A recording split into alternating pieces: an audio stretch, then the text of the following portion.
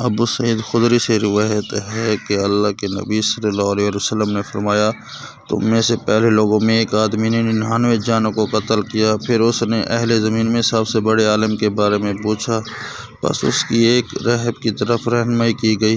وہ اس کے پاس آیا تو کہنے لگا، اس نے 99 جانوں کو قتل کیا ہے، کیا اس کے لیے توبہ کا کوئی راستہ ہے؟ اس نے کہا، نہیں۔ پس اس نے اس راہب کو قتل کر کے 100 پورے کر دیے۔ پھر زمین والوں سے سب سے بڑے عالم کے بارے میں پوچھا تو ایک عالم کی طرف اس کی رہنمائی کی گئی۔ اس نے کہا، میں نے 100 آدمی کو قتل کیا ہے، میرے لیے توبہ کا کوئی راستہ ہے؟ تو اس نے کہا، جی ہاں۔ اس کی اور توبہ کے درمیان کیا چیز رکاوٹ بن سکتی ہے؟ تو اس جگہ کی طرف جاؤ، وہاں پر موجود کچھ لوگ اللہ کی عبادت کر رہے ہیں، تم بھی ان کے ساتھ عبادت الہی میں مصروف ہو جاؤ اور اپنے علاقے کی طرف لوٹ کر نہ آنا، کیونکہ وہ بری جگہ ہے۔ پس وہ چل دیا، یہاں تک کہ جب آدھے راستے پر پہنچا تو اس کی موت واقع ہو گئی۔ پس اس کے بارے میں رحمت کے فرشتے اور عذاب کے فرشتے جھگڑے پڑے۔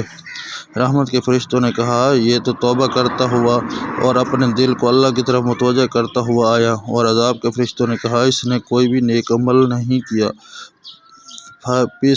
پھر ان کے پاس ایک فرشتہ آدمی کی صورت میں آیا اور انہوں نے اپنے درمیان ثالث فیصلہ کرنے والا مقرر کر لیا۔ تو اس نے کہا، دونوں زمین کی پیمائش کر لو۔ پس وہ دونوں میں سے جس زمین میں زیادہ قریب ہو وہی اس کا حکم ہوگا۔ پس انہوں نے زمین کو ناپا تو اسی زمین کو کم پایا جس کا اس نے ارادہ کیا تھا۔ پس پھر رحمت کے فرشتوں نے اس پر قبضہ کر لیا۔